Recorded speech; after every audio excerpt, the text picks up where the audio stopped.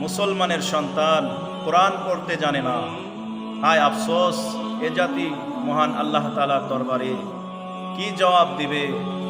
দুনিয়ার সব পারল, সব কিছু শিখতে পারল, অনেক অসম্ভবকে সম্ভব করে ফেলল, কিন্তু যে কোরআন আল্লাহ তাআলা বান্দার জন্য সহজ করে দিয়েছিলেন, বান্দা চাইলেই শিখতে পারত, সেই কোরআনটা আজকে শেখা হলো না। এই জাতি আল্লাহ তাআলার দরবারে কি জবাব দিবে? অথচ আল্লাহর নবী বলে গেছেন, যেই অন্তরে কোরআনের কোনো অংশই নাই, সেই অন্তরটা জনমানব শূন্য বিরান ঘরের মতো।